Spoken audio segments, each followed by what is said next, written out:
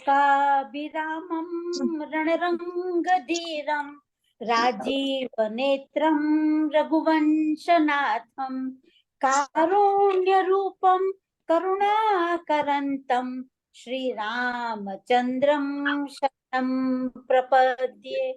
मनोजवं मारुततुल्यवेगं जितेन्द्रियं बुद्धिमतां वरिष्ठं वातात्मजं वानरयूथमुख्यं श्रीरामदूतं शरणं प्रपद्ये। श्रीरामदूतं शरणं प्रपद्ये। सियावर रामचंद्र जी की जय। प्रणाम। तेल का पैकेट खत्म हो गया क्या? तेल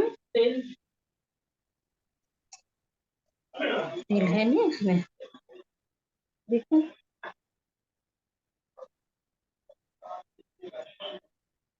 श्याम भैया शुरू करूं मैं? बिल्कुल बिल्कुल भाई साहब, आदित्य जी, यस, आप इंचार्ज हैं पूरा। देव एक बिनती सुनि मोरी, उचित होई तस करब बहोरी, तिलक समाजु साजु सब आना, करई सुफल प्रभु जो मनुमाना, कहो बचन सब स्वार्थ, हे तू रहत नारत के चित चेतु, देव एक बिनती सुन मोरी, देव एक बिनती सुन मोरी। चित्रकूट में एक अद्भुत दरबार लगा हुआ है। एक तरफ राम है, दूसरे तरफ भरत जी हैं। दोनों एक दूसरे पर न्यौछावर होते जा रहे हैं और दोनों का एक दूसरे के प्रति प्रेम देखकर चित्रकूट में जो लोग हैं उनकी छोड़ दीजिए, पशु पक्षी भी है अपना सुध बुध खोते जा रहे हैं। ये अद्भुत अद्भुत चित्र है। राम कहते हैं भरत, मन प्रसन्न करी सकुच तजी, कहां करो सोई आज, तुम मन प्रसन्न करो, संकोच त्यागो, जो तुम कहोगे ना मैं वही कहूंगा। और राम है संकल्प के साथ कहते हैं, और वही भरत कहते हैं, जही विधि मन प्रसन्न प्रभु होई, करुणा सागर की जय सोई। दोनों एक दूसरे की मन की प्रसन्न, दोनों पीड़ा में है, दोनों पीड़ा में है। राम के कारण भरत पीड़ा में है और भरत के कारण राम पीड़ा में है। यदि दोनों की पीड़ा के तौलने की कोई तराजू हो ना तो बराबर होगा, बराबर होगा। लेकिन दोनों एक दूसरे का ख्याल रख रहे हैं। राम को लगता है कि भरत को संकोच ना हो जाए, भरत को लगता है राम को संकोच ना हो जाए। भरत है बोलते तो धृष्टता हो रही है, मैं अपने स्वामी के सामने मैं उनकी आज्ञा नहीं मान रहा हूं। भरत कहते हैं स्वामी आपने मुझको आज्ञा दी तो मैं अपनी मन की बात कह देता हूं। देव एक बिनती सुनी मोरी, उचित होई तस्कर बहोरी। मैं आपके सामने शर्त नहीं रख रहा हूं, मैं विनय कर रहा हूं, जो उचित होगा वो आप करिएगा। राम कहते हैं क्या विनय है भरत? बोले तिलक समाजो साजो सब आना, मैं ना बहुत उत्साह से आपके राज तिलक का ना सामान लेकर के आया हूं, आप उसको स्वीकार कर लीजिए, करे सुफल प्रभु जो मनुमाना। लेकिन विनती है मेरी, आप ये नहीं समझना कि भरत आप पर कोई दबाव डाल रहा है, मैं प्रेम चाहता हूं आपका। लेकिन मैंने अपनी रुचि अनुसार, अपनी बुद्धि अनुसार मेरा जो विवेक कहा मैं वो कर दिया। कहूं बचन सब स्वार्थ हेतु, भैया मैं बहुत बड़ा स्वार्थी व्यक्ति हूं, अभी मुझको कुछ दिख नहीं रहा है। और जो स्वार्थ व्यक्ति है ना और दुखी भी हो जाए तो वो तो विवेक खो देता है। इसीलिए मेरी बातों को गंभीरता से ना लीजिए। भरत अपने जीवन के सर्वाधिक जो प्राणवान इच्छा है वह राम के सामने रखता है और कितना विनम्र भाव से रखता है। भरत कहते हैं कि मैं स्वार्थ हेतु कह रहा हूं, मैं स्वार्थी हूं, अभी मेरा स्वार्थ है, सिर्फ यही दिखता है कि राज तिलक को आप स्वीकार कर लीजिए। भरत राम के सामने है, यह प्रस्ताव रखते हैं कि मैं 3 प्रस्ताव फिर रखता हूं आपके सामने। ये तो मेरी इच्छा थी कि आप राज तिलक को स्वीकार कर लो, फिर जो आज्ञा दो। भरत जो प्रस्ताव रखते हैं वह हृदय विदारक है। जीवन में किसी ने कल्पना नहीं की होगी कि भरत है जब वहां पहुंच जाए चित्रकूट और राम के समक्ष जब संपूर्ण परिस्थितियां उनके अनुकूल है, तब भरत क्या कह रहे हैं। भरत कहते हैं सानुज पठियहि मोहि बन की जय सबहि सनाथ। मैं स्वार्थवश तो हूं, लेकिन इतना भी स्वार्थी नहीं हूं कि आपके सानिध्य पाने के लिए मैं अपयश मोल ले लूं, आपको अपयश में डाल दूं। मुझको वन भेज दीजिए, पिता की तो आज्ञा है ना, मैं पालन कर लूंगा और शत्रुघ्न मेरे साथ जाएगा। सानुज पठियहि मोहि बन की जय सबहि सनाथ, न तरु फेरिए बंधु दो नाथ चलो मैं साथ। लक्ष्मण का क्या काम है। और भैया मैं बताऊं, जो अयोध्या का राज्य शासन है ना, मुझसे ज्यादा श्रेष्ठता से चलाएगा लक्ष्मण। बहुत योग्य है मेरा छोटा भाई, मैं आपके साथ चलूं। लक्ष्मण को क्यों कष्ट देंगे हम दोनों मिलकर के। हम दोनों भाई पिता की आज्ञा पालन करते हैं। राम मौन रहते हैं, भरत एक कदम आगे बढ़ते हैं। भरत अपेक्षा करते हैं कदाचित राम का मौन टूटे। भरत कहते हैं कि भैया यदि इतने में भी लगता है कि हम अपने पिता की आज्ञा का पालन नहीं कर पा रहे हैं, तो मैं अंतिम प्रस्ताव देता हूं। न तरु जाहि बन तीनों भाई, हम तीनों भाई वन को जाएंगे, मैं, लक्ष्मण, शत्रुघ्न। क्योंकि हमारे वन जाने से यदि पिता की आज्ञा की पूर्ति होती है तो हम सहस्र जाएंगे। अयोध्या आपके बिना अनाथ है, और किसी भी जीव को, किसी भी राजतंत्र को, किसी भी व्यवस्था को अनाथ नहीं छोड़ना चाहिए। आप माता सीता के साथ अयोध्या चले जाइए। जब जब ऐसी बातें वहां करते हैं, राम भी बेसुध हो जाते हैं। प्रेम मगन तहि समय जितने भी लोग हैं वहां उनको कुछ रास्ता नहीं सूझता।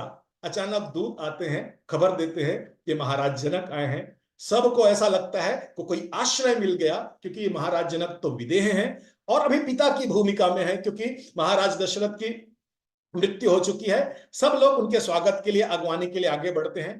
राम को बहुत आश्रय मिलता है यह समाचार सुन के। सब जनक जी के पास चलते हैं। जनक जी हैं, दूर से देखते हैं कि जो राम पर्वत को देख करके वहां से उतर जाते हैं, कि बोलते जहां पर राम निवास कर रहे हैं वहां पर रथ पर चढ़कर जाना उचित नहीं है, पैदल चलते हैं, प्रणाम करते हुए चलते हैं। तुलसीदास जी बहुत सुंदर चौपाई लिखते हैं कि राम दरस लाल छाऊ छाऊ, जनकपुर से, तिरहुत राज्य से पैदल चलते चलते चित्रकूट तक पहुंचे हैं। रथ घोड़ा कि कैसा ही, मतलब आप सब कल्पना कर सकते हैं कैसी रही होगी यात्रा। लेकिन पथ श्रम लेसु कलेसु न काहू, ना तो किसी को कष्ट है, ना किसी को पीड़ा है, ना कोई थकान है। सिर्फ इसलिए बहुत प्यारी चौपाई है, इस चौपाई का आश्रय ले लीजिएगा तो संपूर्ण अयोध्या कांड का पाठ कर लिए हैं। तुलसीदास जी कहते हैं मन तहां जहां राम वैदेही, और बिन मन तन दुख सुख सुधि के ही।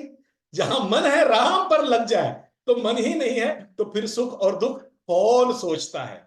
तो संपूर्ण जनक समाज की स्थिति यही है। सब लोग जाते हैं, आपस में मिलते हैं, जो जो यथा योग्य अभिवादन होता है। महाराज दशरथ की मृत्यु की चर्चा होती है, सब शोक मग्न हो जाते हैं। जासु ज्ञान रवि भव निसिनासा, वचन किरण मुनि कमल विकासा, तहि के मोह ममता नियराई, यह सिय राम स्नेह बढ़ाई। विदेह राज जनक तो कहते हैं कि वह छोटी छोटी बातों से प्रभावित नहीं होते, वे देह की सीमा से बाहर निकले हुए हैं, लेकिन वो आज बच्चों की भांति फूट फूट कर रो रहे हैं। उनको ऐसा लग रहा है कि उनको कोई अपने प्रियजन, जीवन में पहली बार उनका विछोह हुआ है।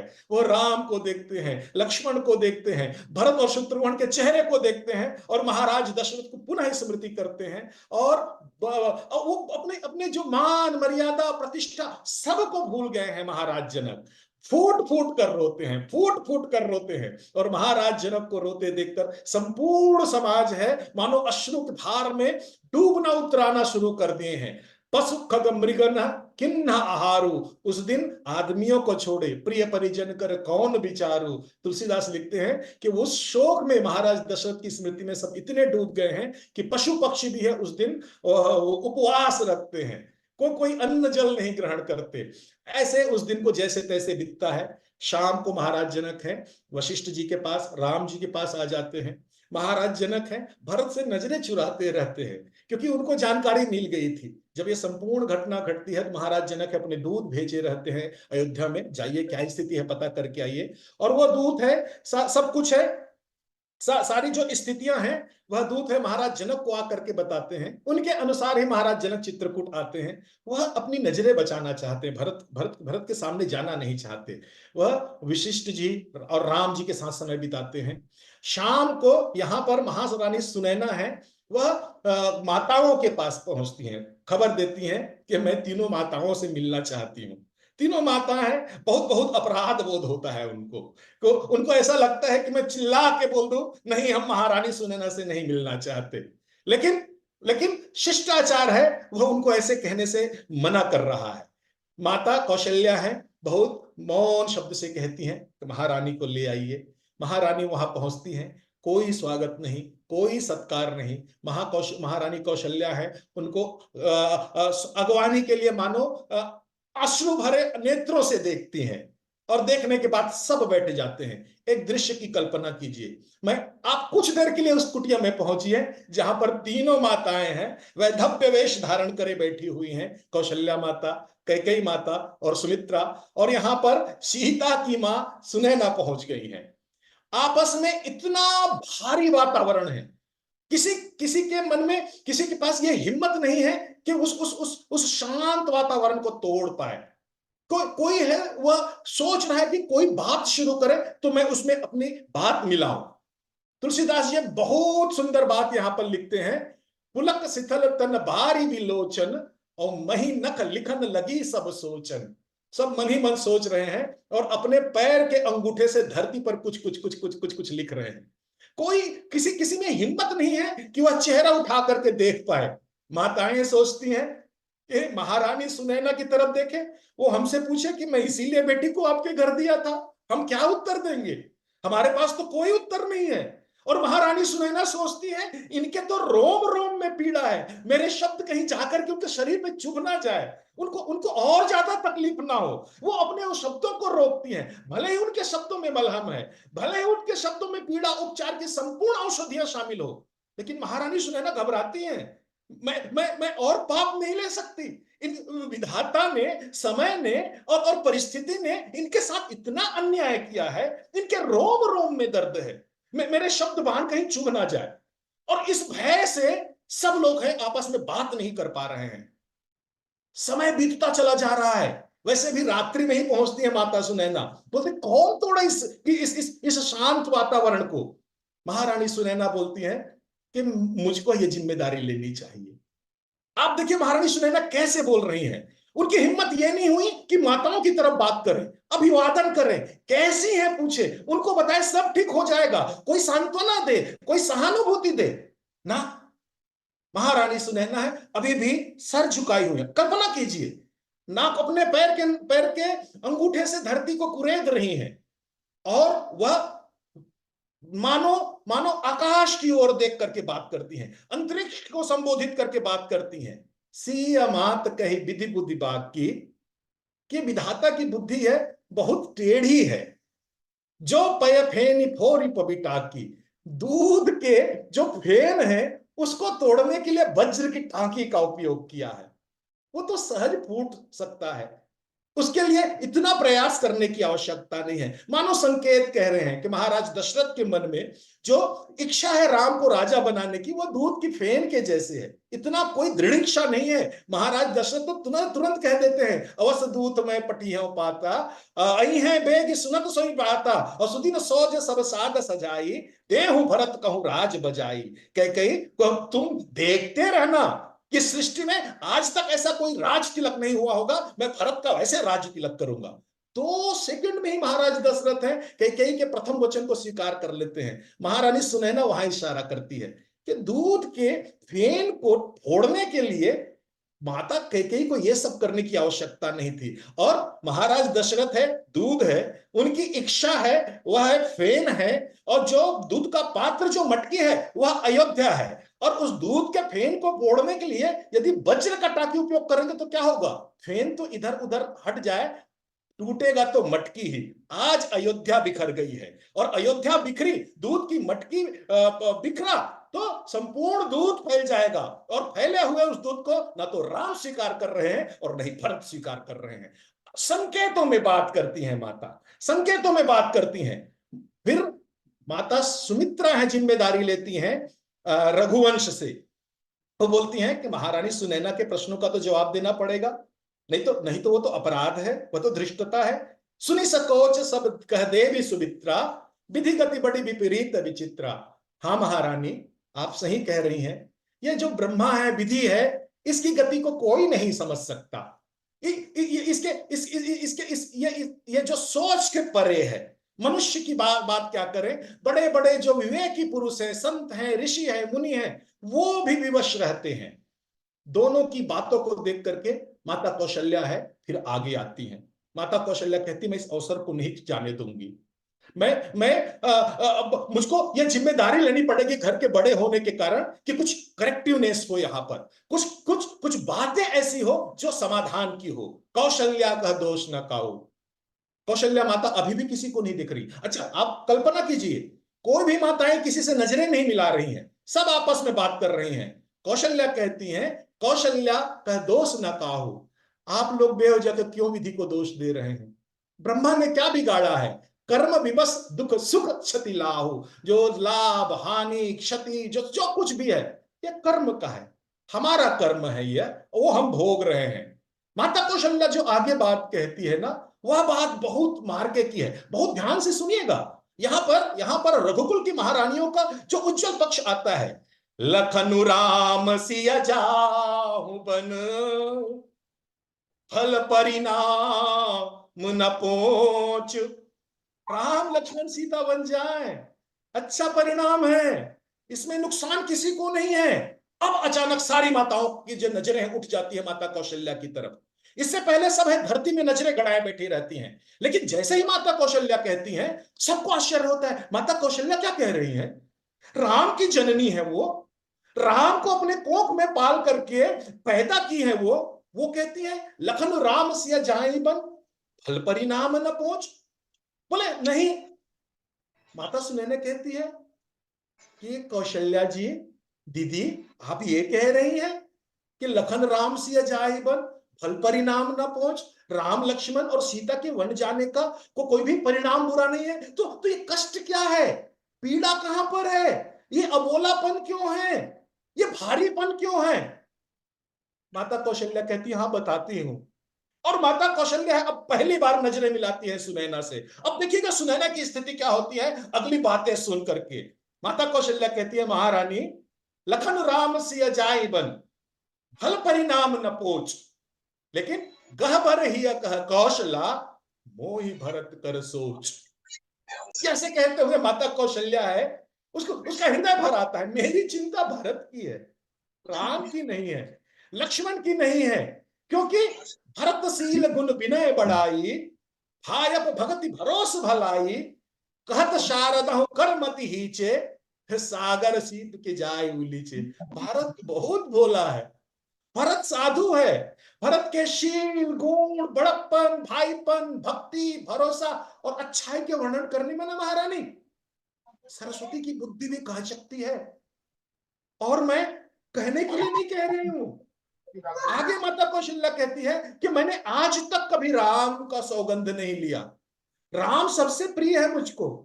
इस सृष्टि में यदि मैं कहूं कि मेरे प्राण से भी अधिक कोई प्रिय है तो राम प्रिय है, और इसीलिए मैं कभी राम का सौगंध नहीं ली। लेकिन आज इस पवित्र भूमि पर महारानी, राम शपथ मैं किन्ह न काऊ, सो करी कहूं सखी सती भाऊ। मैं सत्य भाव से राम के सौगंध लेकर के कहती हूं कि भरत जैसे मेरे परिवार में कोई नहीं है, राम भी नहीं है, राम भी नहीं है। क्योंकि जब मैं महाराज दशरथ की चरण सेवा करती थी ना, वो बार बार मुझसे पूछते थे कि बोले कौशल्या, तुमको पता है कि ये रघुकुल में कुलदीपक कौन है? तो मैं सहज कहती थी, महाराज आप हैं। बोले मैं कहाँ कुलदीपक, अब तो मैं अस्त होने वाला हूं। मैंने तो चारों बच्चों में पूछ रहा हूं। तो मैं समझती थी कि मैं राम का नाम लूंगी तो महाराज बहुत प्रसन्न होंगे, क्योंकि राम को अतिशय प्रिय करते थे। चारों पुत्र उनको प्रिय थे, लेकिन राम के बिना तो वो रह नहीं सकते थे। तो मैं कहती थी, महाराज आप प्रश्न पूछ रहे हैं तो मुझको तो लगता है कि इस रघुकुल का कुल दीपक राम है। बोले नहीं कौशल्या, महाराज दशरथ है, कौशल्या माता है, दशरथ और उनके बीच के वार्तालाप को यहां पर उद्धृत कर रही हैं। वो कहती हैं कि महाराज बार बार मुझसे पूछते थे कि रघुकुल का कुल दीपक कौन है। जब मैं कहती थी राम है तो महाराज दशरथ कहते थे नहीं, राम तो सूर्य है, रघुकुल का सूर्य है, और सूर्य है वह संपूर्ण सृष्टि के लिए है, वह एक कुल के लिए नहीं है। दीपक कुल के लिए होता है। मेरी बातों को ध्यान रखना, यदि कभी जरूरत पड़े इस कुल में और मैं कहीं ना रहूं उस समय, तो ध्यान रखना, जानऊ सदा भरत कुल दीपा, और बार बार मोहि कहा महीपा, अनेकों बार कहा कि इस कुल में यदि कोई दीपक है कौशल्या तो वह भरत है, उसको संभाल के रखना। इसके बाद माता कौशल्या है रोना शुरू कर देती है कि रघुकुल में महाराज तो नहीं है और राजा है, राम को होना चाहिए। जो रघुकुल के जो सूर्य है राम है, वह वन वन फिरक रहे हैं, वन वन फिर रहे हैं। ऐसी स्थिति में हमारी संपूर्ण जीवन है वह दीपक के भरोसे है, वह दीपक भरत है। ऐसा ना हो महारानी कि यह दीपक बुझ जाए, और यह दीपक बुझ गया ना तो रघुकुल को बचाने वाला कोई नहीं होगा। रानी राय सन अवसर पाई। इसीलिए मैं कह रहा हूं कि जब भी महाराज से अवसर मिले आपको, मेरी विनती है अपनी बात कब समझाई। मैं जैसे कह रहा हूं ना, ऐसे कहने की आवश्यकता नहीं है, आप अपने ढंग से कहिएगा। क्या कहिएगा? सुनैना माता बोलती है, बताइए क्या कहिएगा। कहते हैं, रखई लखन भरत गवने बन, जो यह मात माने महीपमन। लखन को रोक ले और भरत को ना राम के साथ भेज दे। भरत को यहां मत रोके और राम को वन जाने दे। राम को वन जाना है ना, वह उसका मैं अच्छा है। मैं ये नहीं कह रहा हूं कि राम को वापस ले आए, मैं जानती हूं राम को वो आएंगे भी नहीं, लेकिन भरत को भेज दे। तो भल जतन करब सुपिचारी, मोर सोच भरत कर भारी। मेरी बहुत चिंता है भरत पर। भरत की चिंता करते करते माता कौशल्या है रोना शुरू कर देती है। बोले महारानी, अब मेरे कुलदीप है, ये जो दीपक है वह आपके हाथ में है, और हमारे लिए तो अब विधाता भी नहीं है। हम तो भगवान से भी प्रार्थना नहीं कर सकते। हमरे तो अब इस गति, जिस गति में, जिस स्थिति में वह छोड़ दे, हमको इसी स्थिति में रहना पड़ेगा। लेकिन अभी हमारे पास एक सहायता के रूप में मिथिलेश है। हमरे तो अब इस गति कै मिथिलेश सहाय। तो महारानी यदि हो सके ना तो महाराज से कहिएगा कि वो भरत की रुचि के अनुसार फैसला कर ले। मेरी चिंता भरत की है। कहबर ही कह कौशला, मोहि भरत कर सोच। कौशल्या की बातें सुनकर माता सुनैना है विशुद्ध हो जाती है, बेसुध हो जाती है, वह कुछ नहीं कह पाती और मानो जोर से चरण पकड़ के कौशल्या के चरणों में लौट जाती हैं। बोले महारानी, मुझको अपने शरण में ले लीजिए। ये जो चरण है ना, ये तीर्थों से कम नहीं है, बहुत उदार है आप। ऐसे ही कोख से राम जन्म लेता है, ऐसे ही कोख में ही जो सामर्थ्य है राम जैसे पुत्र को जन्म दे। भरत का प्रेम देख करके माता सुनैना और कौशल्या के बीच में लगातार वार्तालाप चलते रहता है। इस बीच सुमित्रा जी हैं सबको ध्यान दिलाती हैं कि भाई रात्रि बहुत हो चुकी है, महारानी अब आपको अपने कुटीर में जाना चाहिए। सब लोग आपस में विदा लेते हैं और विदा लेकर के माता सुनैना है आज्ञा लेती हैं कि तीनों माताओं से कि यदि आपकी आज्ञा हो तो मैं सीता को अपने साथ ले जाऊं। यह भी पारिवारिक परंपरा है। सीता चित्रकूट में है, कोई आवश्यकता नहीं थी आज्ञा लेने की, लेकिन माता सुनैना है वहां पर तीनों माताओं की मर्यादाओं का ध्यान रखती हैं और सीता जी को अपने साथ ले जाने की आज्ञा लेकर के वहां से विदा लेती हैं। वहां पर जैसे ही वो वहां पहुंचती हैं, दूसरे तरफ से जनक जी आते हैं। जनक मैंने पहले ही बताया कि जनक जी हैं राम जी और वशिष्ठ जी के साथ सभा कर रहे थे। जैसे महारानी सुनैना है वह तीनों माताओं के साथ थी। यहां पर जैसे ही महाराज जनक पहुंचते हैं, तापस वेश जानकी देखी, भास सबु बिकल विषाद विशेषी। जितने भी जनकपुर के लोग रहते हैं दौड़ करके आते हैं कि सीता आ रही है, वैदेही आ रही है। शादी के बाद से तो देखा नहीं, पहली बार देखें, और सब अपने अपने कुटीर से भाग करके आते हैं। रात्रि हो चुकी है लगभग सब लोग दौड़ करके आते हैं कि बिटिया को देख ले। शादी के विदा करने के बाद हम देखे नहीं है, सब रुक जाते हैं। सब ठिठक जाते हैं। जो पीछे के लोग हैं वो बोलते हैं आगे चलो ना, सीता को देखना है। था सब बिकल विषाद विषय की, जो है किनारे से हटते हैं, किसी की भी दृष्टि सीता पर पड़ती है, सारे जनकपुरवासी है लगभग लगभग रोना शुरू कर देते हैं। अब सब पीड़ा में घिर जाते हैं। क्यों? क्योंकि जानकी है उन्होंने दुल्हन के रूप में देखा था, इतना श्रृंगार करके भेजी थी अपनी बिटिया को, आज वो तपस्विनी के भेष में है। महाराज जनक है, दौड़ करके सीता को गले में लगा लेती हैं, गले लगा लेते हैं।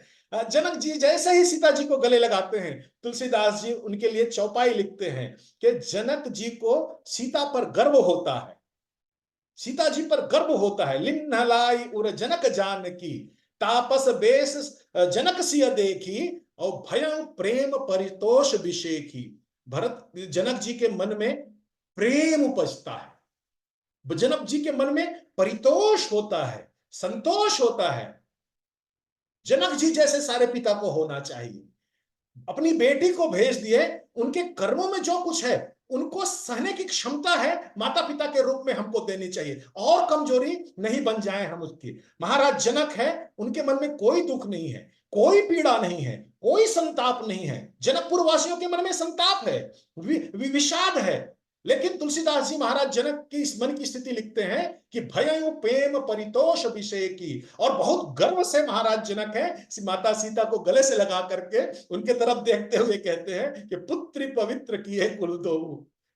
अब तक तो बेटा ही पवित्र करता रहा है, तुमने तो दो दो कुल को पवित्र कर दिया। और महाराज जनक है, बार बार मिली भेंट इसी है, विदा किन्न सन्मानी। अब ज्यादा देर तक तुम्हारा रुकना यहाँ ठीक नहीं है, तुम्हारी सासू माएं भी थक करके आई हैं, तुमको जा करके उनकी सेवा करनी चाहिए। महाराज जनक और महारानी सुनैना बहुत प्रेम के साथ, बहुत संतोष के साथ और बहुत गर्व के साथ सीता को वहां से विदा करते हैं। यहां पर महाराज जनक और सुनैना है, आपस में अवसर खोजते रहते हैं। महाराज जनक है, वहां से सारी कहानी सुन करके आए हैं, वो चाहते हैं कि मैं सुनैना को सुना दूं, और यहां पर महारानी सुनैना चाहती हैं कि कौशल्याम्बा ने क्या कहा मैं बता दूं, लेकिन महारानी सुनैना को पहले अवसर मिल जाता है, नहीं मैं पहले बताऊंगी, आप सुनिए। और जैसे ही वो बताना शुरू करती हैं कि महारानी कौशल्या है, वो तो भरत के प्रेम में डूबी हुई है। मैं तो ये सोच के आई थी कि वह राम की जननी है और राम की पीड़ा के कारण पीड़ित होगी, लेकिन महाराज राम की पीड़ा तो उनको क्षण भर नहीं है, किंचित भी नहीं है। वो तो यह कहती हैं कि राम लखन सिया जाहि बन, फल परिणाम न पोच। और महाराज जनक की तरफ अचानक सुनैना देखती हैं तो महाराज जनक कहीं पर कोने में, अपनी कुटीर के कोने में खड़े हुए अश्रुधार बहाते रहते हैं। महाराज जनक की यह दशा देखकर सुनैना कहती है, महाराज मैंने तो पूरी बातें भी नहीं कही हैं, आप रो क्यों रहे हो? बोले कह लो सुनैना, पूरी बात कहो। और जैसे ही महारानी सुनैना फिर पूरी बात कहती है, महाराज दशरथ फिर अपने आप को रोक नहीं पाते, फिर सिसक के रखते हैं। महारानी सुनैना कहती है कि महाराज मैंने तो अपनी बात कह ली, आप भी तो कुछ बताना चाह रहे थे ना? बोले हाँ, मैं भी भरत की बात कहना चाह रहा था, और जो तुम वहां से बातें सुन करके आए हो ना, इससे ज्यादा मैं सुन के राम और वशिष्ठ जी से आया हूं, उनकी भी चिंता भरत की है। बोले महाराज तो सुनाइए ना, उन्होंने क्या कहा भरत जी के बारे में, मैं भी सुनो।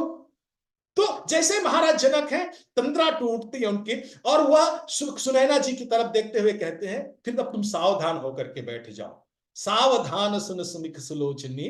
महारानी सुनैना बोलती है, क्यों, भरत की कथा सुनने के लिए सावधान बैठना पड़ेगा? बोले हाँ, भरत की कथा सामान्य कथा नहीं है, सावधान सुन सुमिख सुलोचनी, और भरत कथा भव बंध विमोचनी, भव के बंधन को तोड़ने वाली कथा है। बोले महाराज आप ऐसे क्यों कह रहे हैं, आपके मुंह से मैंने कभी तो ऐसी बातें नहीं सुनी। बोले हाँ, मैं अपनी स्थिति बता रहा हूं, जो मैं वशिष्ठ जी से और राम जी के साथ जो सत्संग करके आने के पश्चात जो मेरी स्थिति क्या है सुनैना, मैं वो बताता हूं कि धर्मराज नय ब्रह्म विचारू, यहाँ जथामति मोर प्रचारू। जहां धर्म है, राजनीति है, ब्रह्म विचार है, ज्योतिष है, उपनिषद है, सातक मेरे ज्ञान के जो जो डंका बजता है, यहां जथामति मोर प्रचारू, लेकिन सोयोमति मोरी भरत महिमाही, और कहीं काह छल छुअत न छाही। जो ये मेरी जो तीक्ष्ण बुद्धि है, जो मुझको विवेकशील कहते हैं, वही मेरी बुद्धि है। मैं भरत की महिमा कहने से हिचकती है। मैं छलपूर्वक भी भरत की बुद्धि के नजदीक, भरत की महिमा के नजदीक नहीं पहुंच पाता हूं। और मेरी स्थिति नहीं है, सुने ना, यह विधि गणपति अहपति शिव सारद, कभी कोविद बुद्ध बुद्धि विसारद। ब्रह्मा, गणेश जी, शेषनाग, भगवान शंकर, सरस्वती जी कवि हैं, जो ज्ञानी हैं, बुद्धि विसारद हैं, किसी के बस की भी बात नहीं है।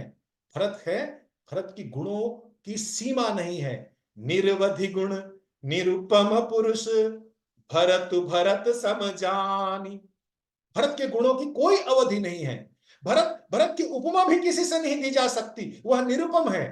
यदि भरत की तुलना किसी से करनी है तो वह एक ही व्यक्ति है जिससे तुलना की जा सकती है, और वह व्यक्ति स्वयं भरत है। निर्वधि गुण निरुपम पुरुष, भरत भरत सम जानी। और महाराज दशरथ और सुनैना है, आराम से बातें करते करते करते करते भरत के प्रेम में डूबने लग जाते हैं। लेकिन आगे महारानी सुनैना कहती हैं कि महाराज, मैंने तो पूरी बात नहीं बताई। बोले क्या बच गया?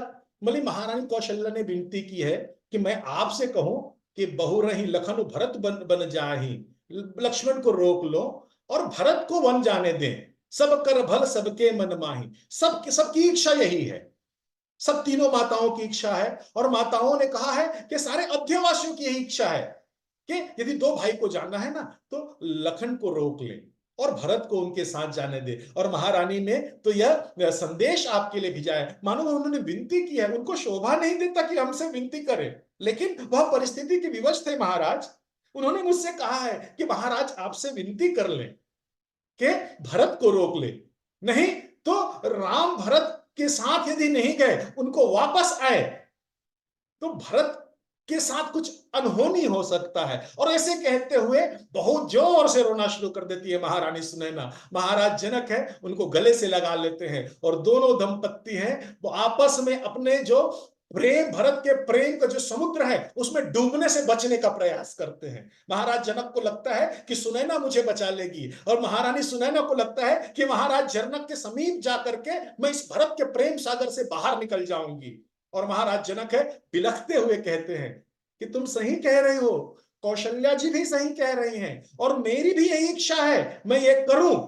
लेकिन महारानी, भरत चाहे तब ना, भरत चाहे तब ना, हम चाहे कुछ भी कर लें, लेकिन भोरे हूं भरत न पेली हहीं, मन सहु राम रजाई। धोखे से भी भरत है, राम के इच्छा के विपरीत कोई काम नहीं करेंगे, राम की आज्ञा के विपरीत कोई काम नहीं करेंगे। राम यदि आज्ञा दे ना दे, राम की भ्रिकुटी, राम के भाव भंगिमा को देख कर कहीं भरत समझ जाएंगे, और वह है वही करेंगे जो राम की इच्छा है। भोरे हूं भरत न पेली हहीं, मन सहु राम रजाई, करई न सोचु स्नेह बस, कहूं भूप बिल खाई।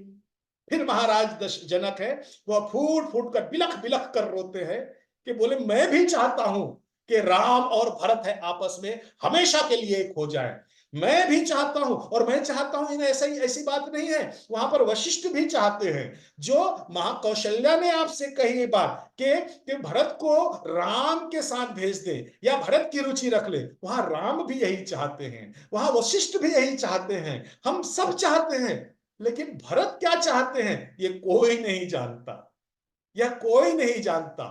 और भरत है, आप चिंता नहीं कीजिए, भरत है वही इस संपूर्ण द्विधा में हम सबको उबारने वाले हैं। राम भरत गुण गणत सप्रीति, और निशि दंपत ही पलक समबीति। पूरी रात्रि राम और भरत की प्रेम की चर्चा करते करते एक क्षण भी नहीं सोते महाराज जनक और महारानी सुनैना। सुबह सब लोग उठते हैं, सब लोग अपना नित्य कर्म करने के पश्चात गुरु वशिष्ठ हैं, वह जनक जी के पास जाते हैं। गुरु वशिष्ठ को लगता है कि महाराज जनक हैं वही कुछ निर्णय ले, क्योंकि गुरु वशिष्ठ पहले भी कह चुके थे राम को कि भरत भगति बस भई मति मोरी, कि मैं भरत के भक्ति के वश में हूं, मैं निरपेक्ष होकर निर्णय नहीं ले सकता। गुरु वशिष्ठ हैं, वह आज अपने आप को असहाय पाते हैं। वे महाराज जनक की कुटीर में जाते हैं, जैसे ही महाराज को पता चलता है जनक जी को कि वो दौड़ करके आते हैं, वशिष्ठ जी की अगवानी करते और उसके बाद कहते हैं कि मुझको बुला लिए होते मुनिवर, आप क्यों आए? गुरु वशिष्ठ कहते हैं कि याचक को स्वामी के पास चल करके जाना चाहिए, मैं आज याचना करने आया हूं महाराज। जनक जी कहते हैं वशिष्ठ जी आप ये क्या कह रहे हैं? बोले हाँ, इस परिस्थिति में अब आप ही सहायता कर सकते हैं। मैं तो सोच भी नहीं सकता कि मैं अब क्या सलाह दूं। तो आप राम और भरत के बीच में निर्णय कर लीजिए और आपके बाद ये संपूर्ण जिम्मेदारी आपकी। महाराज जनक हैं, उनके पैर कांपने लग जाते हैं। महाराज जनक हैं, कोई जवाब नहीं दे पाते गुरु वशिष्ठ को, और मन ही मन सोचते हैं शिथिल स्नेह गुणत मन माही। सब भरत और राम के प्रेम से महाराज जनक के संपूर्ण शरीर है वह शिथिल हो गया है, और मन ही मन सोच रहे हैं आए यहाँ किन्ह भल नाही, यहां आने का निर्णय हमारा अच्छा निर्णय नहीं था, हमने गलत किया। ये इस परिस्थिति से मैं कैसे बाहर निकलूंगा? मैं भी, गुरु वशिष्ठ ने तो बहुत आसानी से कह दी कि भरत भगति बस बही मति मोरी। मैं कैसे कहूं कि मैं तो आपकी गुरुदेव, आपकी मति है, मेरा तो रोम रोम है वो भरत की भक्ति के वश में है, आपसे ज्यादा भी वश मैं हूं। लेकिन मैं ये, मुझको शोभा नहीं देता, इस समय मुझको शोभा नहीं देता कि कोई व्यक्ति आपसे आग्रह करे, आपसे सहायता करे, कष्ट निवारण की याचना करे और आप उनके सामने अपनी कष्टों की गाथा लेकर के बैठ जाएं। यह शास्त्र उचित नहीं है। उस समय भले ही कुछ हो, अपने कष्टों को सहिए, दूसरे के कष्ट के सहायक बनिए। महाराज जनक यही करते हैं, बोलते हैं कोई बात नहीं, समऊ समझी धरि धीरज राजा और चले भरत पही सहित समाजा। बोले गुरुदेव, न तो आप कुछ कर सकते हो न मैं कुछ कर सकता हूं, जो कुछ भी करेंगे भरत करेंगे। और संपूर्ण समाज अब भरत के पास पहुंच जाते हैं। भरत है, दौड़ करके अपनी कुटीर से बाहर निकलते हैं, आगवानी करते हैं, सबका प्रणाम करते हैं और बोलते हैं दास की कुटीर में आप लोग चल करके आ रहे हैं, फिर मेरा कुछ दुर्भाग्य तो नहीं है, मुझसे कुछ भूल तो नहीं हो गई है, मुझको क्षमा कर दीजिए। भरत भरत भरत की आंखें हैं भर आती हैं, भरत है, फिर सोचते कुछ अपशकुन तो नहीं हो गया, कुछ गड़बड़ तो नहीं हो गया। ये महाराज हैं, जनक हैं और गुरु वशिष्ठ दोनों क्यों साथ में आ रहे हैं मेरे साथ? ऐसी क्या बात है कि ये दूत के माध्यम से संदेश मुझ तक नहीं भिजवाई जा सकती? भरत घबराते रहते हैं। वो बोलते हैं गुरुदेव जल्दी बोलिए ना, पिताजी आप जल्दी बोलिए ना, आप क्यों आए हैं? भरत बेचैन हो जाते हैं। महाराज जनक बोलते हैं भरत तुम चिंता मत करो, तो तुम्हारी चिंता जरा भी नहीं, प्रसन्न हो जाओ, हम तो राम का संकोच लेकर के आए हैं। राम सत्य व्रत धर्मरत सब कर सील स्नेहु, संकट सहत सकोच बस कहीं जो आयसु देहु। महाराज जनक कहते भरत, राम को तुम जानते हो, वह सत्य से अडिग होने वाले नहीं है। राम जन्म जगमंगल हेतु, हम सब जानते हैं कि राम का जन्म है जगमंगल के लिए है, लेकिन राम है, मंगल है, वह सत्य की साधना के साथ ही करते हैं। वह धर्म में लीन है, वह राम है, वह अपने धर्म के पालन में है। फिर भी वह हम सबके शील के कारण, हमारे स्नेह के कारण संकोच सह रहे हैं। वह संकोच के कारण कुछ बोल नहीं पा रहे हैं। संकट सहत सकोच बस, राम बहुत संकट में है भरत, अब तुम जो आज्ञा दे दो उनको, हम जाकर के उनको कह दें कि ये करो। भरत को मानो ऐसे लगता है कि संपूर्ण जो राम पर्वत है उनके सिर पर गिर गया है। बोले कि अब मेरा यह दुर्भाग्य है कि मैं राम को आदेश दूंगा, मैं राम को आदेश देने के लायक हो गया। भरत कहते हैं कि अब मैं विवाद नहीं करूंगा। भरत के मन में वहीं से भरत का मन में बातें जो आती है, वह भरत का उज्जवल स्वरूप को और ज्यादा चमकाना शुरू करता है, और ज्यादा दिगंत तक फैलाना शुरू करता है। भरत है, महाराज जनक की बातों का कोई उत्तर नहीं देते। भरत के पास कोई उत्तर था भी नहीं। भरत कभी सपने में भी नहीं सोच सकता था कि कोई अपने मन में ये लाए कि इस जीवन में मैं राम को आदेश दे सकता हूं। महाराज जनक ने जो बातें कही कि संकट सहत सकोच बस कही जो आयसु देहु, या तो आप हमें आदेश दीजिए या तो फिर राम को आदेश दीजिए। भरत अब आपके ऊपर है। भरत कहते हैं कि जो स्वार्थी व्यक्ति होता है और जो प्रेम में मग्न होता है, वह व्यक्ति अंधे के समान है, वह उसको कुछ दिखता नहीं है, वह विवेक खो चुका होता है। और मेरी स्थिति वैसी है पिताजी, आप तो महाराज दशरथ के स्वर्गवास के बाद मेरे पिता के समान है। मैं सत्य कह रहा हूं, मैं सत्य कह रहा हूं, मेरा विवेक नहीं है। और मैं दूसरी बात कह रहा हूं, मेरी कोई इच्छा भी नहीं है, मेरी कोई इच्छा भी नहीं है। ये मत समझिए मैं यहां आया हूं तो कोई इच्छा के कारण आया हूं। राखुई राम रुख धर्म व्रतु पराधीन मोहि जानी। मैं तो पराधीन हूं, मैं तो परिस्थिति के अधीन हूं, मैं तो अपने दुर्भाग्य के अधीन हूं, मैं तो अपने पापों के अधीन हूं, मैं तो अपने कष्टों के अधीन हूं।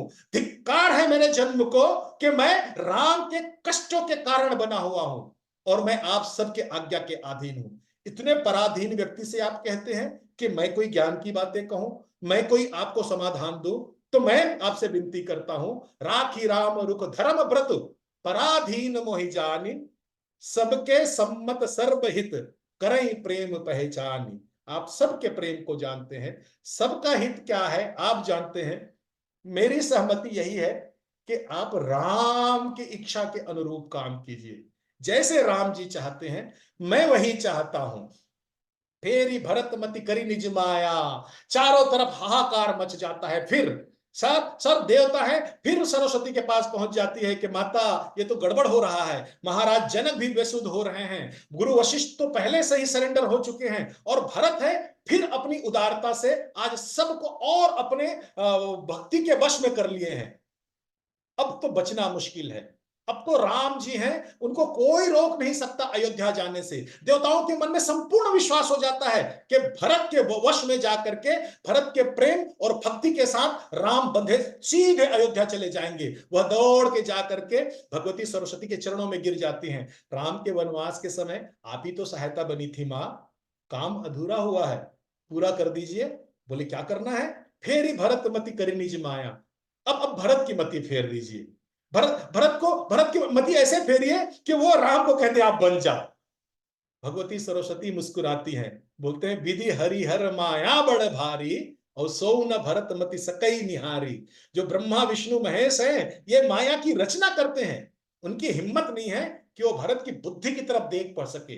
भरत के प्रेम जो भरत की मति है उसमें वो प्रेम से इतना आप्लावित है, बुरी नजरों से उनकी भी दृष्टि नहीं जा सकती। सोमति मोहि कहत कहू करू फेरी।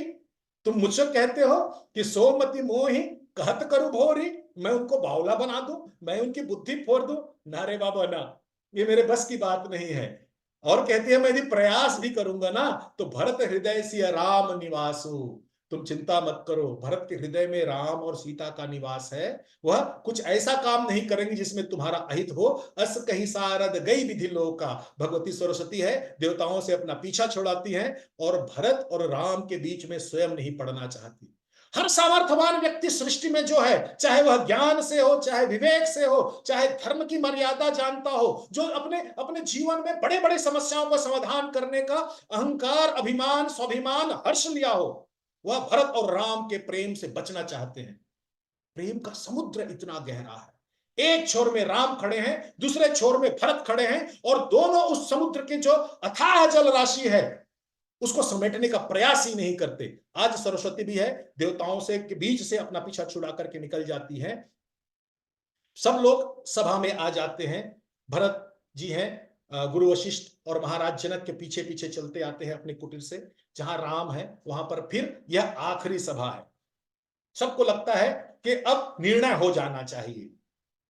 वशिष्ठ जी हैं, जनक जी की तरफ देखते हैं, जनक जी वशिष्ठ जी की तरफ देखते हैं, बोले बात कौन शुरू करे? राम है, चुप बैठे हुए हैं। राम ने पहले ही वशिष्ठ जी से कह दिया था कि आप जो कहेंगे मैं करूंगा। भरत जी हैं, वो भी कह चुके थे कि मैं तो पराधीन व्यक्ति हूं, पराधीन व्यक्ति से क्या राय ले रहे हैं आप? ये दोनों महापुरुष हैं, अपने जीवन के सबसे दुविधा के क्षण को काट रहे हैं। एक एक क्षण है मानो वर्षों के भांति बीत रहा है महाराज जनक और वशिष्ठ का। आखिरी में महाराज जनक जी हैं, नैनो नैनो में वशिष्ठ जी को कहते हैं कुल गुरु आप हैं, कुल की जिम्मेदारी आपकी है। मानो वह कहना चाहते हैं कि प्रस्ताव आप रखो, जहां पर जरूरत हो मैं आपको साथ दूंगा। वशिष्ठ जी श्री राम को सब बातें बताते हैं, कहते हैं हम भरत जी के पास गए थे, मैं और महाराज जनक। भरत जी ने कहा है कि जो आपकी रुचि है वही होगी। तो राम अब एक काम करो, आप ही बता दो। राम जी वहां पर खड़े होते हैं। विद्यमान आपनी मिथिलेषु, मोर कहब सब भांति भदेसु। राम भी बचना चाहते हैं, राम भी बचना चाहते हैं। राम है, एक ही शब्द बोल देते हैं। जहां पर गुरु मुनिवर आप विद्यमान है, वशिष्ठ जी विद्यमान है, महाराज जनक विद्यमान है, वहां पर जो भी मैं कहूंगा भद्दा लगेगा, तो मुझको मत बुलवाइए, ये तो अशिष्टता हो जाएगी। राउर राय रजाय सुहोई, आप तो आज्ञा दीजिए मोई। राउर सपथ सही सिर धर सोई, मैं आपके सौगंध खाकर कहता हूं कि आप जो आज्ञा दोगे मैं वह मानूंगा। राम की बातें सुनकर सब लोग भरत की ओर देखते हैं। भरत अब तुम ही कहो, हम क्या आज्ञा दें? भरत ना तुम मन की बातें कहते हो, भरत ना तो तुम हमको बताते हो, ना ही राम से कहते हो, कैसे चलेगा काम? भरत तुम ही तो आए हो ना चित्रकूट से, यह जिम्मेदारी तुमको लेनी पड़ेगी भरत। हम सब विवश हैं, तुम्हारे प्रेम का जो था हम नहीं लगा सकते। भरत विवेकी बनो। और भरत फिर यहां पर पहली बार भगवती सरस्वती का स्मरण करते हैं और शोक से बाहर निकल जाते हैं। भरत को लगता है कि अब मुझको अपनी जिम्मेदारी का निर्वाह करना चाहिए और मुझको बताना चाहिए कि सेवक का धर्म क्या है। भरत है, अब तक की जो बातें होती हैं वो भरत हैं प्रेम वश कहते थे, पीड़ावश कहते थे, आत्मग्लानिवश कहते थे, अपराध बोधवश कहते थे। लेकिन अब भरत है विवेकपूर्ण बातें कहते हैं कि प्रभु मैं तो मोहवश में था, मुझको क्षमा कीजिए। बहुत गंभीर होकर के भरत कह रहे हैं। पहली बात भरत है एक सभा में राम के सामने कह रहे हैं और उनके नेत्रों में अश्रु नहीं है। भरत है बहुत दृढ़ है। पहली बार लोग हैं भरत को इतनी दृढ़ता के साथ देखते हैं। धैर्य इतना कि भरत है वह राम से नजरें मिला के बात कर रहे हैं। प्रभु मैं तो मोहवश था, पिताजी के वचन का उल्लंघन कर दिया, मैं संपूर्ण समाज बटोर करके मैं चित्रकूट आ गया, उसके बाद भी आपने मेरी धृष्टता को क्षमा कर दिया। राखा मोर दुलार गोसाई, मेरे जो प्रेम की आपने रक्षा कर ली, अपने शील स्वभाव भलाई, अपनी शील के कारण, अपने स्नेह के कारण।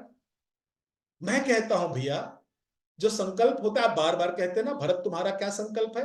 संकल्प सेवक का नहीं होता, संकल्प स्वामी का होता है। और सेवक का धर्म है कि स्वामी के संकल्प को पूर्ण करने के लिए स्वामी की सेवा में अपना संपूर्ण न्योछावर कर दे। तो मेरा कोई संकल्प नहीं है, मैं तो सेवा करना चाहता हूं, मुझको बस यही इच्छा है राम कि मुझको सेवा का अवसर दे दो। राम कहते भरत तो बताओ सेवा कैसे करोगे? और यहां पर भरत है अपने लिए सेवा को डिफाइन करते हैं। और यही भरत है वह राम के और प्रिय और प्रिय और प्रिय होते चले जाते हैं। राम कहते हैं कि भरत सेवा को मैं कैसे समझूं, क्या सेवा करना चाहते हो बताओ, मैं वही सेवा की आज्ञा तुमको दूं। तो भरत मुस्कुराते हुए कहते हैं कि भैया मैं यही सेवा चाह रहा हूं। आज्ञा समन सुसाहिब सेवा, सो प्रसाद जन पावे देवा। मुझको आज्ञा दे दीजिए और मेरा विश्वास मानिए, मैं उस आज्ञा को सेवा मान करके उस आज्ञा में अपना संपूर्ण जीवन बता दूंगा। और ऐसे कहते हुए भरत है पुनः लकड़ी के भांति राम जी के चरण में गिर जाते हैं और रोना शुरू कर देते हैं। कृपा सिंधु सन्मान सुबानी, बैठा ए समीप गही पानी। भरत जी के बाहों से उठा लेते हैं राम जी, अपने समीप बैठाते हैं, बार बार अपने नजदीक खींचते हैं राम भरत को, मानो ऐसे लगते हैं कि तुम कंधे में रख करके मेरे नजदीक आ जाओ। राम है भरत के सर को फेरते हुए कहते हैं भरत तात भरत तुम धर्म धुरी ना, तुम धर्म के धुरी हो भैया, तुम ऐसे विलक होगे तो कैसे काम चलेगा। लोक वेद विधि प्रेम प्रवीणा, कर्म वचन मानस विमल, तुम समान तुम तात। इस सृष्टि में भरत कर्म से, मानस से, वचन से जितनी पवित्रता तुम में है ऐसी सृष्टि में कोई नहीं है, तुम समान तुम तात। और राम है भरत की प्रशंसा करते हुए बार बार भरत को समझाते हैं राम का स्नेह पा करके भरत सुबक सुबक करके रोते हैं, बार बार कहते रहते हैं, मुझे आज्ञा दे दीजिए, मुझे आज्ञा दे दीजिए, आज्ञा समन सुसाहिब सेवा। मैं सिर्फ और सिर्फ वही चाहता हूं, एक बार आप मुझको आज्ञा दे देंगे तो मैं चाहूंगा आपने मुझको स्वीकार कर लिया। राम कहते हैं, भरत तुम चाहते हो ना कि मैं आज्ञा दूं, तो मैं कहता हूं, तुम ही विदित सब ही कर मुंह, और आपन मोर परम हित धर्मु। तुम तो सबके कर्म को जानते हो भरत, और मेरा और तुम्हारा जो परम हित क्या है ये भी तुम जानते हो। तो मैं कहता हूं भैया, सो तुम करहु करावहु मोहि।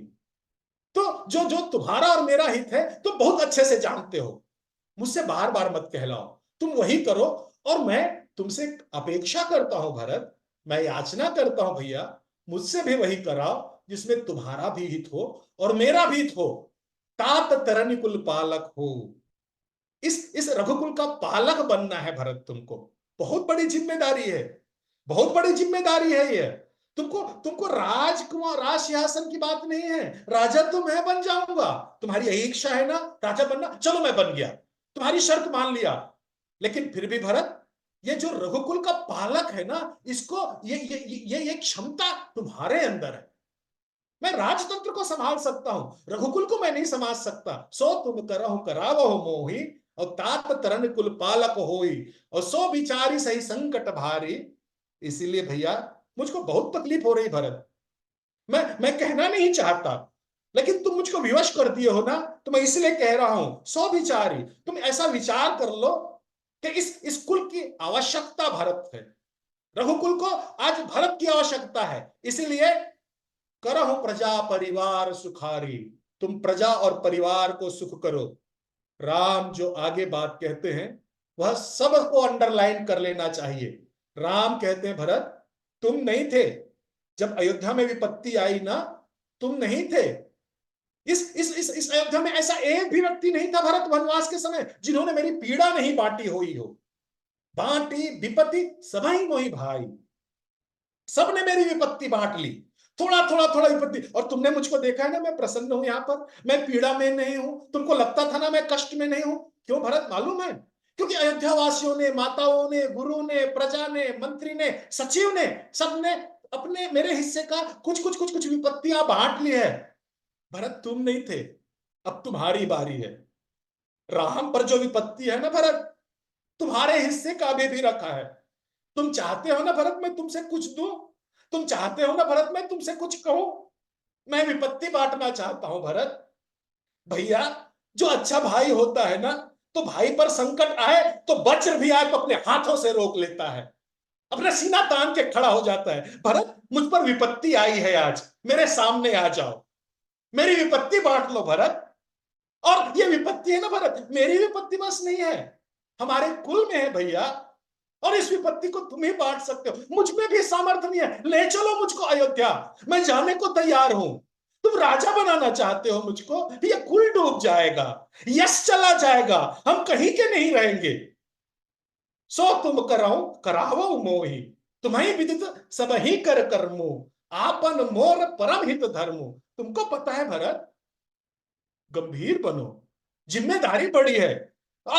तुम लगता है ना कि मैं बड़ा हूं, मैं बड़ा नहीं हूं, मैं बहुत कमजोर हूं भरत तुम्हारे सामने। मैं विपत्तियां लेकर के बैठा हुआ हूं, मेरे पास यदि तुमको कुछ देना है भरत, तो सिर्फ मैं अपनी विपत्तियों का हिस्सा दे सकता हूं।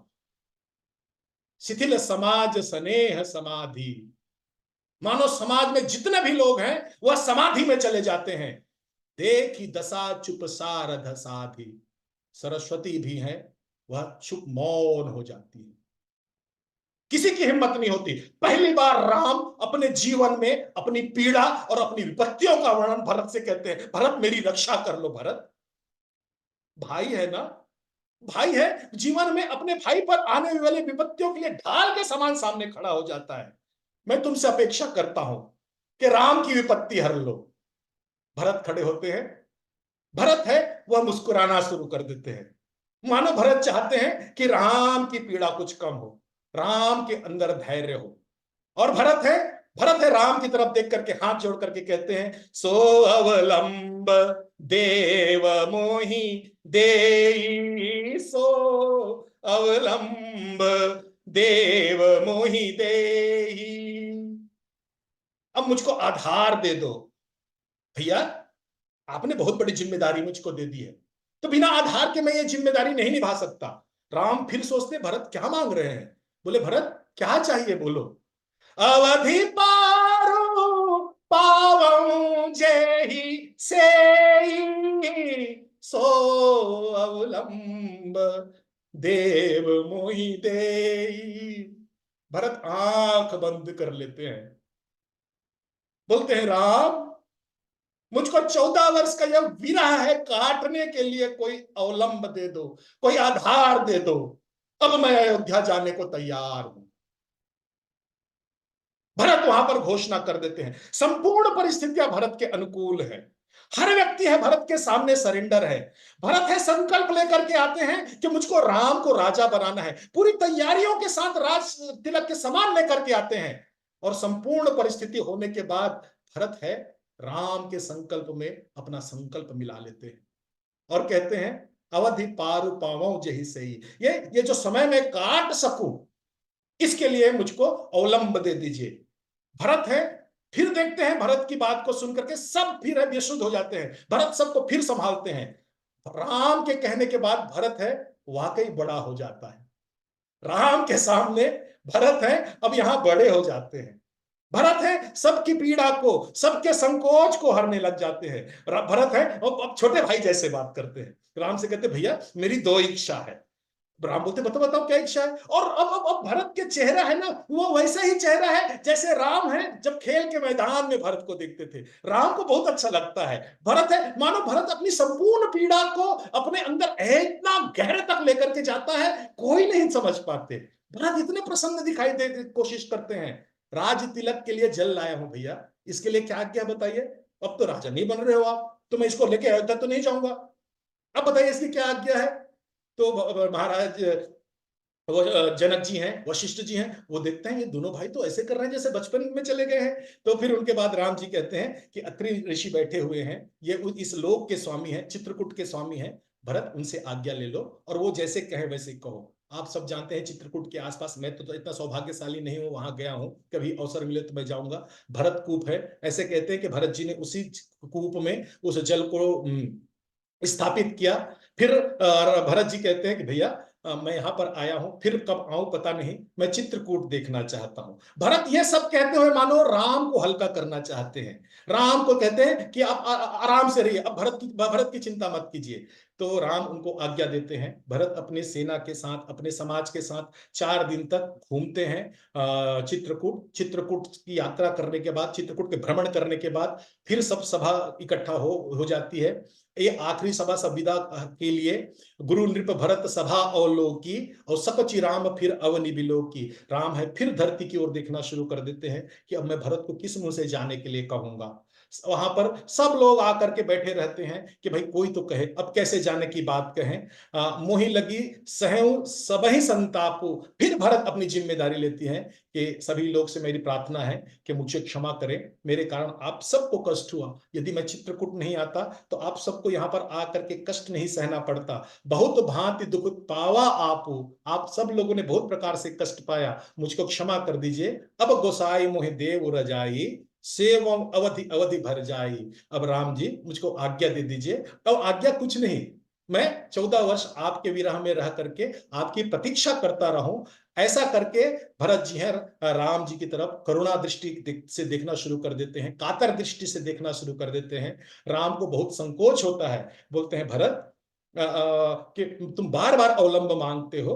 तो राम जी हैं प्रभु कर कृपा पाउरी दीन ही और सादर भरत शीश धर लीन ही। ये 4 दिन की जो चित्रकूट की यात्रा के पश्चात 5वें दिन सब इकट्ठा होते हैं, राम भरत को पाउरी देते हैं। भरत जी हैं अपने सर पे रख लेते हैं। भरत को बहुत अच्छा लगता है कि बोझ जब सर पर हो तो कुछ और चीज मिल जाए, जैसे ना भोज रखने के लिए सर पर कुछ रख लेते हैं, तो भरत है निश्चिंत हो जाते हैं कि अब तो खड़ाऊ सर पर रहेगा और अयोध्या का बोझ है, अयोध्या के राज सिंहासन का बोझ है, यह खड़ाऊ पर है, भरत पर नहीं है। भरत मुदित अवलंब लिए थे, और उसके बाद उनको ऐसे लगता है कि जैसे मानो उनको राम ही मिल गया है। मोर तुम्हार परम पुरुषारथ, स्वार्थ सुजस धर्म परमारथ, पितु आज्ञा पालई दो भाई। राम बार बार समझाते हैं कि हम दोनों पिता की आज्ञा के पालन करें भरत, मन में कुछ ऐसा तुम पीड़ा नहीं लाना, यही समझना कि हम दोनों हैं, पिता की आज्ञा का पालन कर रहे हैं। और बंधु प्रबोध किन्न बहुभांति, बार बार समझाते हैं, और उनको बार बार समझा करके उनको राज शासन कैसे चलाना है यह भी समझाते हैं कि मुखिया मुख सो चाहिए, खान पान को एक। राम जी हैं मानो जिम्मेदारी लेते हैं कि ठीक है भरत, मैं यह जिम्मेदारी लेता हूं कि 14 वर्ष पश्चात मैं आऊंगा, और तब तक तुम राजतंत्र संभालो, सबकी रक्षा करो। इसके बाद भरत जी खड़े होते हैं, मांगो विदा प्रणाम करी, राम लिए उरलाई। जैसे ही भरत खड़े होते हैं, राम जी दौड़ पड़ते हैं भरत की ओर, और भरत को पुनः गले से लगा लेते हैं। तुलसीदास जी लिखते हैं, भेंटत भुज भरी भाई भरत सो, और राम प्रेम रस न कहीं न परत सो, और तन मन बचन उमग अनुरागा, और धीर धुरंधर धीरज त्यागा। दोनों धीरज त्याग करके पुनः मिलते हैं, और वैसे ही मिलते हैं जैसे चित्रकूट में पहली बार भरत और राम का मिलाप होता है। राम अपने अश्रु को तब भी भरत को नहला दिए थे, और आज भी नहला रहे हैं। बारिज लोचन मोचत बारी, और देखी दशासुर सभा दुखारी। सब लोग दुखी हो जाते हैं। प्रभु पद बंदो चले दो भाई, सब लोग वहां से आपस में एक दूसरे से यथोचित अभिवादन करते हैं, जिनको प्रणाम करना है, जिनको नमस्कार करना है, सब करते हैं, और वहां से सब चल लेते हैं। राम जी की याद करते हुए, सीता जी के स्मरण करते हुए सब अयोध्या की ओर वापस आ जाते हैं। तुलसीदास जी बताते हैं कि 4 दिन की यात्रा के बाद वे अयोध्या पहुंचते हैं, और अयोध्या पहुंचने के बाद महाराज जनक भी हैं, कुछ दिन वहां रुकते हैं। वहां रुक करके सारी व्यवस्था देखते हैं। सारी व्यवस्था देखने के बाद उनको संतोष हो जाता है कि सब कुछ व्यवस्था है, वो चौबंद है। वह भरत जी से आज्ञा लेते हैं कि भरत, बहुत दिन हो गया कि मैं भी जनकपुर छोड़ करके आया हूं। और महाराज जनक है, विदा लेकर के जैसे ही जाते हैं, तो जैसे ही महाराज जनक जाते हैं, तो भरत अपने आप को तब तक रोक करके रखे हुए थे, महल में कैद थे भरत। लेकिन जैसे ही महाराज जनक जाते हैं, वह गुरु वशिष्ठ के आश्रम आ जाते हैं। गुरु वशिष्ठ से प्रार्थना करते हैं कि मुनिवर, आयसु होई तो रहो सनेमा, मैं भी व्रत पूर्वक जीवन जीना चाहता हूं। अब बोले मुनि तन पलक सपेमा, गुरु वशिष्ठ है, प्रेम मग्न हो जाते हैं। भरत, तुम मुझसे क्यों पूछ रहे हो? बोले, नहीं गुरुदेव, आप ही बता दीजिए मेरा धर्म क्या है, मैं उस धर्म के अनुसार आचरण करूं। कोई ऐसा मैं करना नहीं चाहता जिसमें धर्म की हानि हो। गुरु वशिष्ठ बिलख पड़ते हैं, और भरत की ओर देख करके बहुत प्रेम से कहते हैं, समुझब कहब करब तुम सोई, और धर्म सार जग हो है सोई। धर्म की परिभाषा तुमको पूछने की आवश्यकता नहीं है भरत, तुम जो समझोगे, जो तुम कहोगे, जो तुम करोगे, वही धर्मसार है। गुरु वशिष्ठ को कल्पना नहीं थी कि भरत क्या कहना चाह रहे हैं। तो फिर गुरु वशिष्ठ की ओर भरत बहुत प्रसन्नता से देखते हैं कि गुरुदेव, आपने आज्ञा दे दी है, तो मेरा धर्म तो यही कहता है कि मैं राज सिंहासन पर ना बैठूं, मैं चरण पादुका को राज सिंहासन पर विराजमान करना चाहता हूं। गुरु वशिष्ठ फिर भाव विभोर हो जाते हैं कि धन्य हो भरत, तुम्हारी जय हो, तुम्हारी जय हो। गुरु वशिष्ठ है, प्रशंसा करते हैं, और भरत जी हैं, चरण पादुका को सिंहासन पर बिठाते हैं। मेरे पास समय कम है, मैं आपको बताने का प्रयास करता कि भरत जी है, तर्क क्या था, भरत क्या सोच करके राज सिंहासन में पादुका को विराजमान करते हैं। बहुत भरत के चरित्र का एक बहुत सुंदर पक्ष है, कभी अवसर मिलेगा तो मैं बताऊंगा, आप भी चिंतन कीजिएगा। भरत हैं, फिर आ जाते हैं नंदी गांव, वहां कुटीर बनाते हैं, और कुटीर बना करके कठिन से कठिन तपस्या करते हैं। तुलसीदास जी लिखते हैं कि जो उस समय के जो सबसे बड़े तपस्वी कहे जाने वाले हैं, वो भी भरत की तपस्या को देख करके संकोच में पड़ जाते हैं। निज पूजत प्रभु पांवरी, प्रीति न हृदय समाति, और मांगी मांगी आयसु करत, राज काज सब भांति। तो भरत जी हैं, नंदी ग्राम में है, और उसके बाद सब लोग वहां पर राम की चर्चा करते हैं, भरत की चर्चा करते हैं, राम की चर्चा करते हैं, भरत की चर्चा करते हैं। और तुलसीदास जी हैं, मुझको नहीं लगता भरत जी पर इससे अच्छी कोई बात कही हो।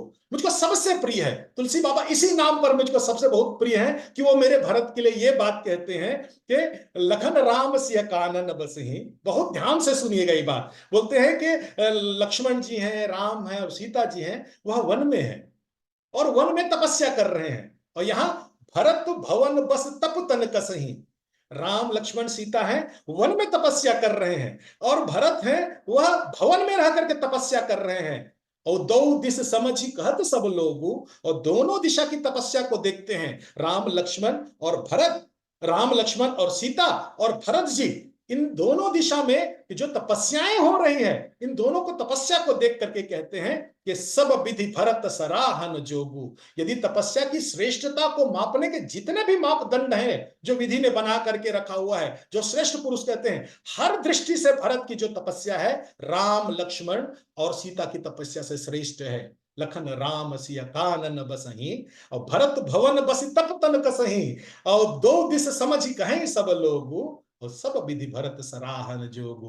भरत की इतनी सराहना होती है। और उसके बाद भरत जी की, तुलसीदास जी हैं, इतनी सराहना के बाद कहते हैं कि अब थोड़ा सा राम जी की तरफ भी देखते हैं। भरत तो यहाँ तपस्या में लीन है और बहुत सुंदर चौपाई लिखते हैं। आपको याद होगा जब मैंने अयोध्या कांड की जो पहली क्लास में बात कही थी कि चौपाई ध्यान से रखिएगा, तब चौपाई नहीं, सॉरी, दोहा ध्यान से रखिएगा। मुझको यही दोहा से कक्षा प्रारंभ करनी थी और वो दोहा क्या था?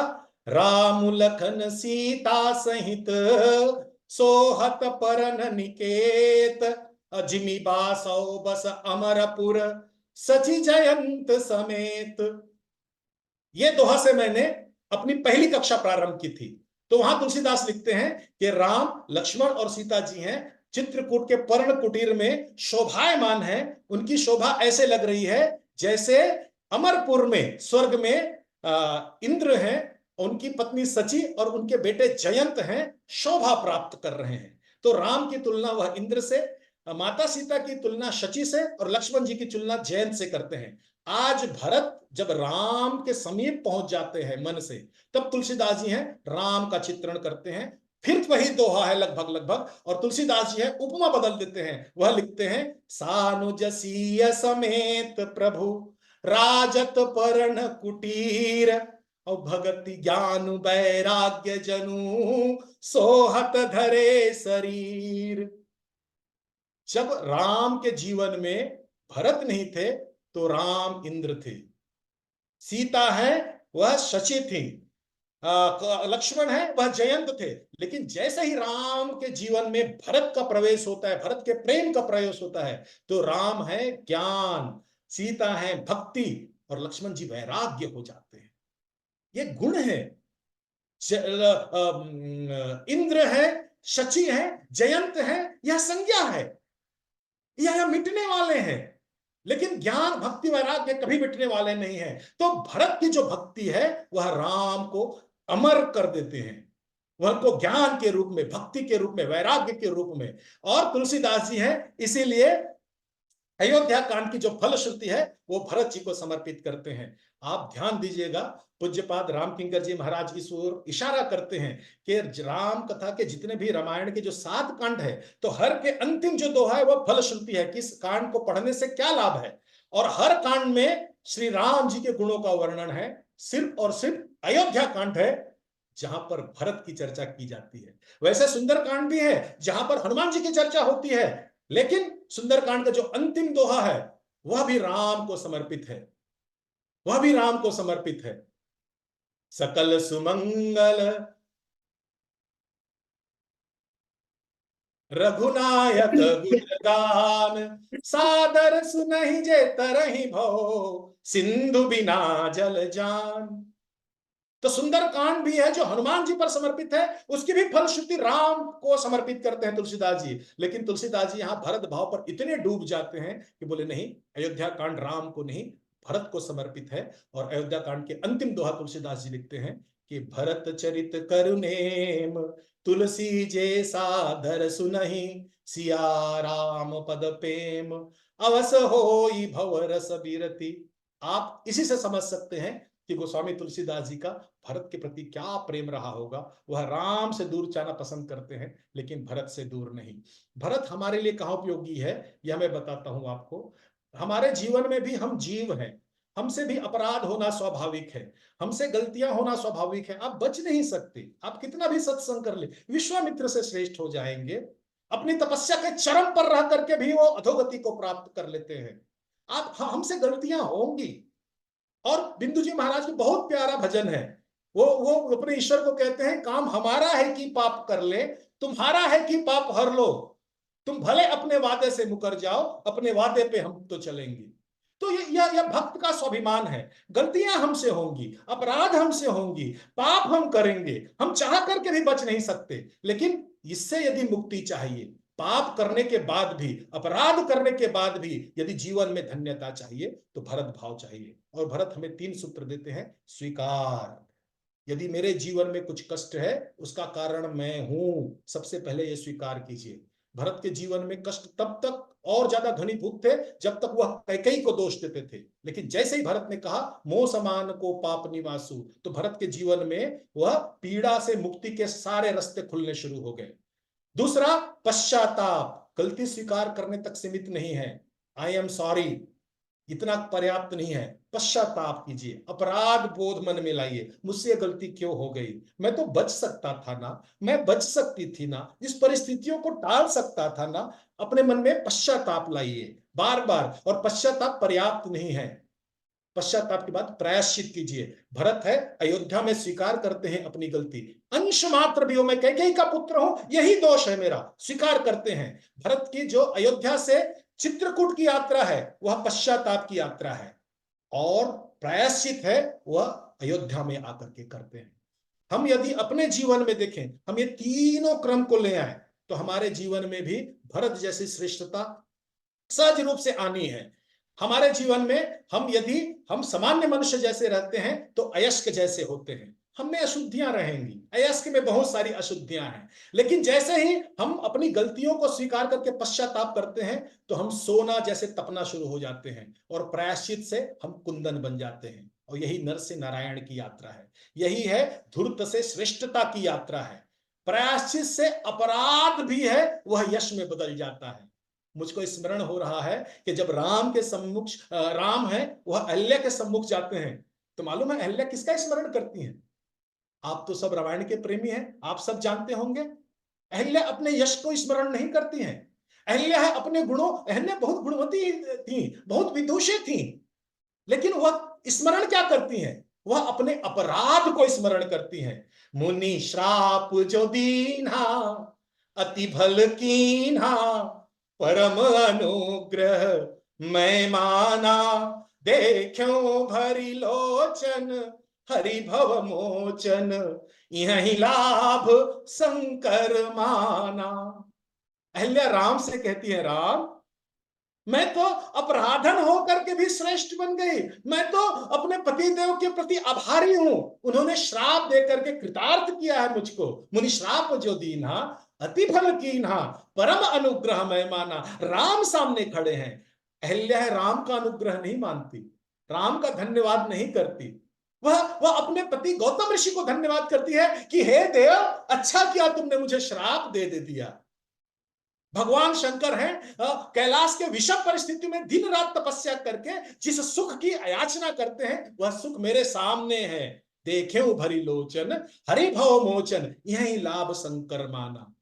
भरत भाव है अपने जीवन में अपराध बोध को भी यश में बदलने का भाव है।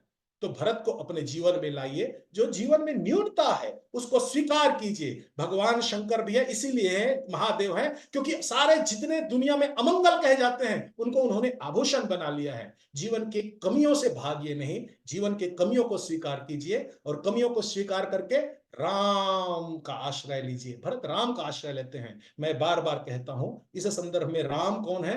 तो राम सत्य है, राम धर्म है, राम मर्यादा है, राम उदारता है, राम वचन परायणता है, राम करुणा है, राम सबके प्रति सद्भाव है। यदि जीवन में कुछ कमियां हैं तो ये गुण है आपको भरत जैसे सर्वश्रेष्ठ बना देंगे। जग जपु राम राम जपु जेहि, और भरत सरिस को राम सने ही।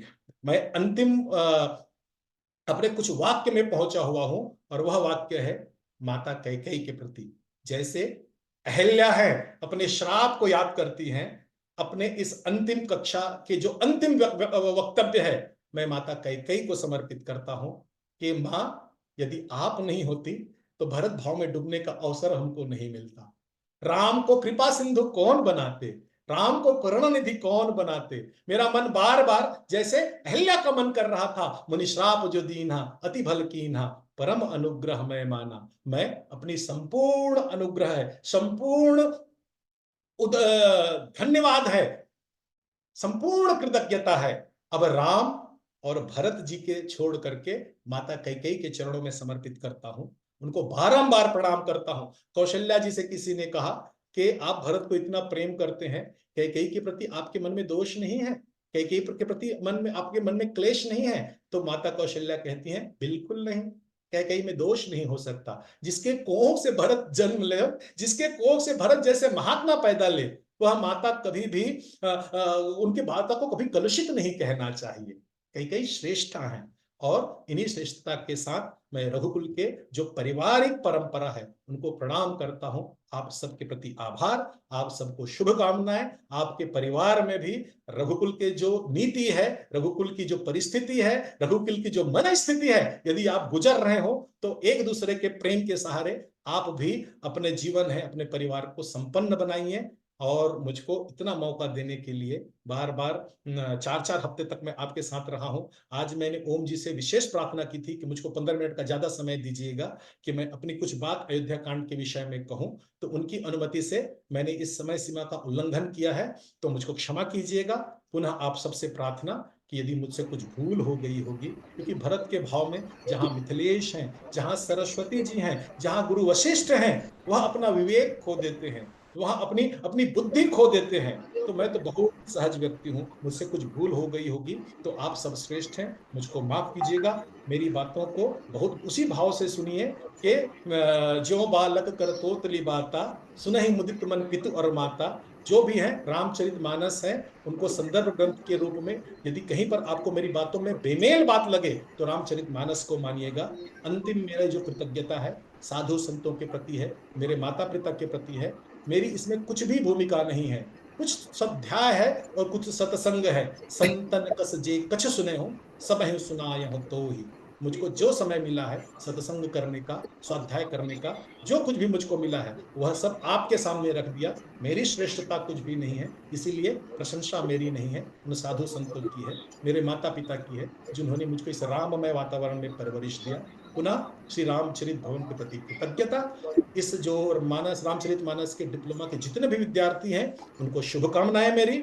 आप सब अच्छे से अच्छे अंक लेकर के पास हो, और जितने भी शिक्षक वृंद हैं उनको जो सहयोग आपने मुझको दिया है उनके प्रति बहुत बहुत आभारी हूं मैं।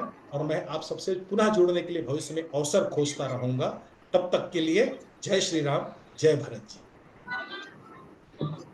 बहुत बहुत बढ़िया सुंदर, बेटा, बहुत सुंदर। बहुत बढ़िया, बहुत बहुत ही सुंदर, बहुत सुंदर आदित्य जी, बहुत सुंदर। और भाव भी बहुत बढ़िया, बहुत ही बहुत भावित होती है वाकई।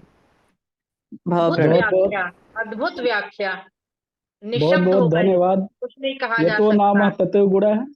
जैसा बहुत कि सुंदर आदित्य नाम व्याख्या। है, वैसे आपने इस अयोध्या कांड में प्रकाश ही प्रकाश भर दिया। भरत जी के चरित्र पर जितना प्रकाश डाला आपने, हम लोगों के लिए बहुत है। मार्गदर्शन अच्छा मिला आदित्य जी, बहुत बहुत धन्यवाद आपको, बहुत बहुत धन्यवाद। मैं आप सबसे प्रार्थना करूंगा कि अप्रैल माह में मेरी भरत जी पर किताब आ रही है, राम प्रिय भरत।